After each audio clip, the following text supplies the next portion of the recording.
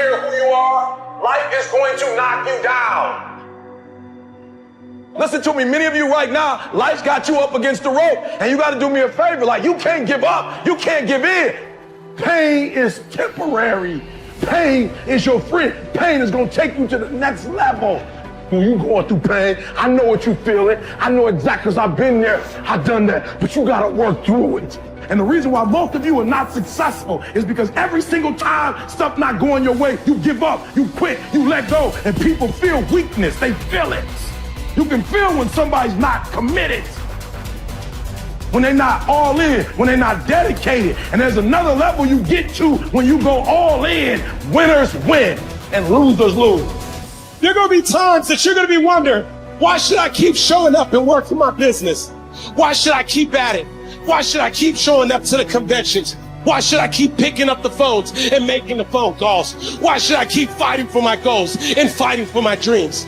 And what I want to remind you is that you got to show up for your life regardless of the circumstances. You got to show up in spite of the naysayers. You got to show up in spite of the conversation going on in your mind. You got to show up for your life, because if you don't, nobody else will. If you want unreasonable results in your life, you've got to be willing to be unreasonable. Part of being unreasonable, you don't judge according to appearances. Part of being unreasonable, you can see it because you believe it. You must have the faith to call forth those things that be not as though they were. You've got to decide, I deserve this, and I'm going to have it. You've got to say yes to your life. You've got to say yes. Yes to my dreams. Yes to me. Yes, I can make it. Yes, I can. Doesn't matter how many failures I've made. Doesn't matter how many mistakes I've endured. Doesn't matter about my defeats. Doesn't matter about what I've done. Yes, yes. I don't care about the fact I'm in a hole now. Doesn't matter about where I am. The last chapter to my life has not been written yet. If you judge me now, you'll judge me prematurely. I'm still in the process of transforming my life. I'm still in the process of becoming. Yes. The brilliance of Thomas Edison was not in his mind. It was something much more ordinary and often much less respected. I've got no imagination, he once said. I never dream. I've created nothing. If you're someone who doesn't like Edison, you might think that this is Edison admitting to stealing his inventions from other, more brilliant inventors, like Nikola Tesla.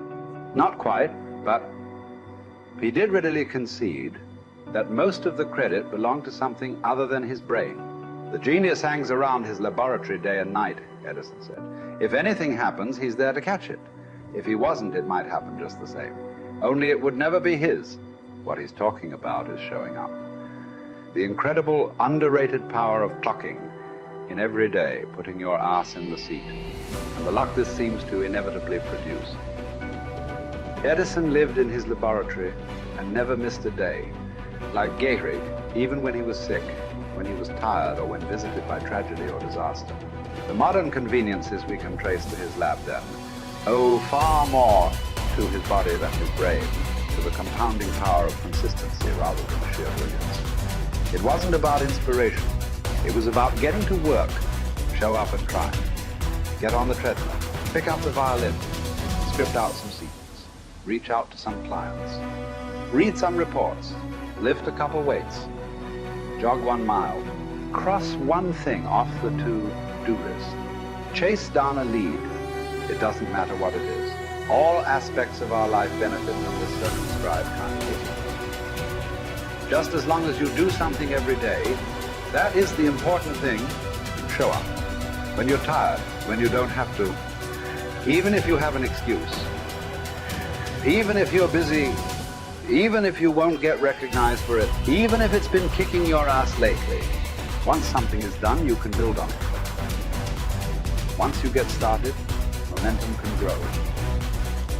When you show up, you can get lucky. Is this still hard? Yes. But the good news is that because it's hard, most people don't do it. They don't show up. They can't even do one tiny thing a day. So yes, you're alone out there on the track in the rain. You're the only one responding on Christmas. But having the lead is, by definition, a little lonely. This is also why it's quiet in the morning. You have the opportunities all to yourself. Don't worry about setting any records. Just report for duty. No excuses. And here's the irony. This is also a way to break records. Consistency is a superpower. Day to day, willpower is incredibly rare. Lowell Gettrig was a solid position player and a good hitter. But his success really was rooted in the fact that he didn't miss many days of work. It's quite likely that had he continued at his normal pace and not been stricken with R's, that he would have put up career numbers that surpassed Babe Ruth. Gettrig wasn't just able to show up despite injuries and fatigue. He also had to push through ennui, doubt, and just plain not feeling it. He had slumps like we all do, but he also understood what they meant. As a minor leaguer, he had struggled at the plate and thought about quitting. The Yankees' owner sent down a scout to walk Gehrig through the very basic math of a batting average. A good hitter hits 300, and hitting 350 is terrific.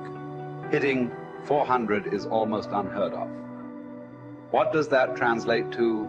Missing on 6 tries out of 10. A hitter can also go days, weeks without touching the ball. That's what the scout told him. The most important thing a young ball player can learn is that he can't be good every day. You don't have to always be amazing. You do always have to show up. What matters is sticking around for the next at-bat. The ability to do that, coupled with the ability to endure what John Steinbeck called dawdly days while writing Easter Eve. Those days when everything seems out of whack, when you're just not feeling it, when the distractions won't stop, is the first step to greatness. Literally. You cannot be great without the self-discipline to do that. One thing a day adds up. Each day adds up. But the numbers are only interesting if they accumulate in large quantities.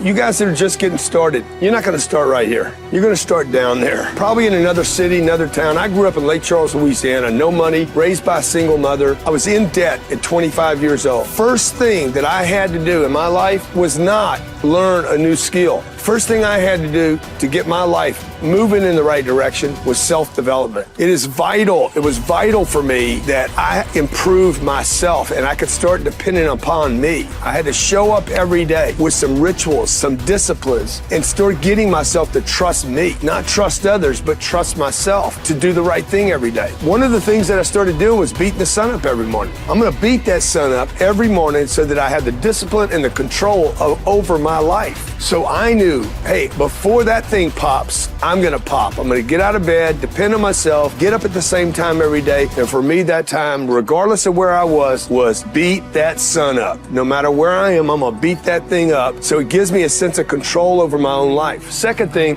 I had to start cleaning up my life and my friends and my environment. When I was younger, between 15 and 25, I was doing crazy stuff in my life. Wasting my weekends. I had the saying, weekends are for the weak.